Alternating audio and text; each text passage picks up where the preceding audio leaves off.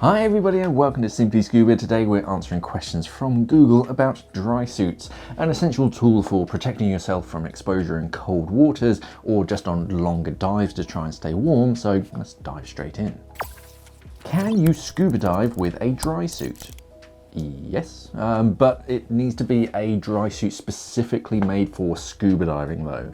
You can find surface dry suits for like kayaking and things to keep yourself warm and dry in and around the water, but only on the surface. The problem is with scuba diving is that the deeper down we go, the greater the pressure around us, which crushes that airspace around us. So the deeper you go, that suit is going to start squeezing down on you and actually kind of vacuum pack you into your suit.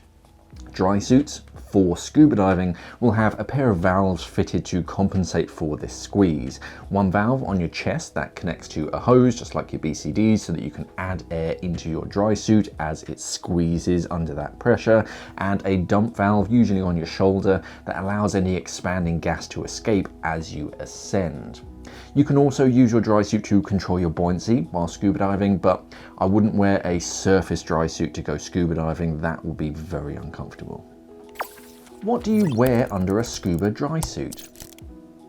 Your dry suit is mostly there to keep water out and air inside. The air is the insulation, just like double glazing, that's what's keeping you warm, but wearing a dry suit just by itself means that the air is just going to hang out at the highest point, which is going to be along your back whilst you're in the water. So divers wear an insulating undersuit under their dry suit and sometimes a base layer underneath that. Your base layer is a very thin layer and it's all about keeping your skin dry. Your undersuit is similar, they're all designed to wick moisture away from your skin whilst maintaining a constant layer of air all over your body and to allow gas to flow freely inside of the dry suit. When it starts to get really cold, we do have electric warming undersuits to help keep us warm in the water, but yeah, you do need an undersuit underneath your dry suit to stay warm. Do dry suits keep you dry? Yes. The human body is a really awkward shape, especially when it's moving around to try and keep you 100% dry. But if you're expecting to submerge yourself completely in water for up to an hour or so and stay completely dry, you may need to reassess your expectations of what a dry suit can do. Even in a dry suit that fits you perfectly and doesn't even leak, you're still going to be in a sealed bag, so any perspiration whilst you're under the water isn't going anywhere. That's why we have our base layers. As I said earlier, your base layer and your undersuit are designed to wick moisture away from your skin, and a really good undersuit will make it so that you don't even notice if you've had a small leak.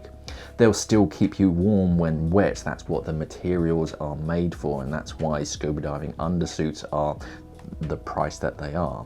To avoid leaks though, make sure that your dry suit fits you properly, especially the seals, and try and look with your shoulders. The neck, if you start turning your neck, that's a real great way for that seal to jump and let a little bit of water in, so try and look with your shoulders. Is a wetsuit or dry suit better for scuba diving? They're both great in their own ways. Wetsuits are by far simpler. You just throw it on at the beginning of the dive and you jump in. You can move around as much as you like because water's going to be getting inside of the suit anyway. It's how they work, or how wetsuits work. And if a wetsuit gets ripped or punctured, it's not a huge deal. However, they're not as efficient. Water is a relatively poor insulator compared to air inside of a dry suit, and the neoprene foam actually compresses at depth, which reduces your actual insulation at the coldest part of the dive. Dry suits are much more efficient at keeping you warm at any depth because you can adjust it by pressing on that button on your chest, but they do take some training, and if something goes wrong, it can really ruin your dive. With an airspace on the inside of your suit, your buoyancy can shift and change during the dive, so it is important to have training before diving in a dry suit. But which is better? Technically, a dry suit is better for most diving, especially cold waters. But when you don't need it, you're diving in like the tropics or something and the water's nice and warm, they're a bit of a hassle and it's just easier to throw on a shorty. Do you feel cold in a dry suit? Eventually. You don't get the same rush of cold down the back of your neck when you first jump in like in a wetsuit, but a dry suit, they're not perfect, and you will get cold eventually diving in colder waters if you leave it long enough and stay in the water for too long. It's important that you actually think about being cold, because being cold can affect your decompression, and your dive computer might say that everything's fine to ascend when it actually isn't. So do pay attention if you are starting to get cold on a dive. If you're wearing the correct amount of exposure protection for the water temperature that you want to dive in, you shouldn't ever feel cold unless something unexpected happens. It's only ever your cheeks and whatever's kind of exposed to the water that ends up getting cold the first, but eventually you're just going to get cold unless you're in a heated submarine. It's just the laws of thermodynamics.